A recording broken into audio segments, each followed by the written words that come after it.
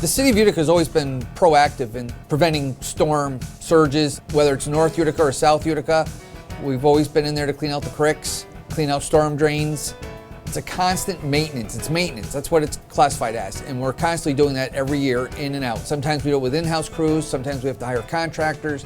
It's never ending. We're in a city that's at the bottom of a hill, either from north or the south. So we always have water going through the city at some point. So we have to keep our infrastructure clean and clear. This year alone, we've been spending quite a bit of money with outside resources to help us because we're just overwhelmed at this point because of the flooding on the Halloween night storm. That devastated a lot of our creeks and ravines that had to be cleaned out.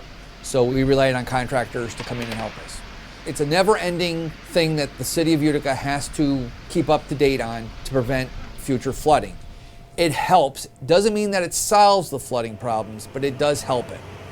If we're talking about one creek like Halleck's Ravine, yes, we have the manpower to maintain it, take care of it, do what we have to do. 2 years ago, we were there when we had a heavy rain. There was so much water, it literally lifted up the piece of equipment and moved it while my guy was sitting in it trying to keep the grates clear. Do we have enough to do one creek, maybe two? Yes. We are inundated with streams and creeks that go through the City of Utica. Currently, I think there's 5 or 6 right now that I could think of that are culverts that go through the city. We don't have enough resources to handle every single one. We've had storms where we're only affected by North Utica, and the rest of the city was fine. We've had storms in South Utica where North Utica was fine. It's the storm where you have multiple fronts where we have problems, and that doesn't usually happen that much. Since the Halloween storm, we have joined forces with the town of New Hartford to look at certain areas where we've had flooding that we have shared common interests in. One of those areas is the Sequoia Creek. We've also looked at the Arlington Terrace and Ida Street area where we've had some extreme flooding. So we've shared the expense of hiring a consulting engineer to do some studies and to do some modeling of water. Rick Sherman has been a great resource, great help to us. Paul Michonne, the town supervisor, very, very instrumental in helping us. He's got a lot of great ideas. The mayor has a great working relationship with both. I have a great working relationship with both. I deal with Rick Sherman quite a bit.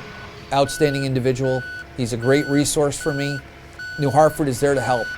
And I think as the city grows, pressures on the city budget increases more. We're all in this together, I think, as the mayor likes to say. It takes a community at large to help everybody.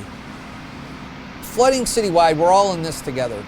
Even a homeowner can help prevent some of the flooding that's out there on his or her street. If you have a catch basin in front of your house, keep it cleared off. If you see it filled up, give us a call down here at the DPW so we can come up and suck it out, make sure it can take water. Green waste. If you have green waste, do the best you can by putting it in a barrel. That's the cleanest way. But if not, and you got bulk green waste, that's fine. Don't put it on top of the catch basin. Put it on top of the curb so the water can still flow to the catch basin. A little lawn damage is better than having your house flooded. It's one of our biggest problems with urban flooding. Most of the time, it's just the fact that there's a little bit of leaves on it and the water can't get in there. So we need everybody's help. I know people that are hydrologists.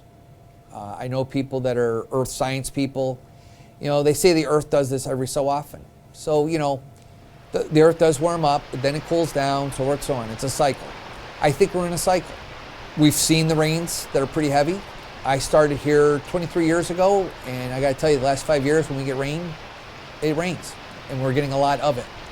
You know, we can't always beat out Mother Nature, and she may win a few times. Most of the time, we can hold her back, but every now and then she's gonna win, and that's what it is. It's just the fact that there's just too much rain and we can't handle it. So to sum it all up, I mean, the city spends a lot of money every year to try to prevent flooding. Sometimes we win that year, sometimes we don't. And then we're back to square one again. So it's a constant battle. Anything over 2 inches, the city floods one way or the other. The severity is different. Anything above 3 inches, you know, we get into more serious issues. The infrastructure is old. It was never designed to hold this type of volume of water. It's very hard in today's engineering standards to even engineer for that type of water flow. Lately, with the weather that we've been getting, it's hard to engineer for 6 to 8 inches of rain. It's just cost prohibitive. Again, we do what we can. I think we do a pretty good job at it. We know we have some hot spots. We're trying to address those with some more personnel to help out. We'll just do the best we can with what we got.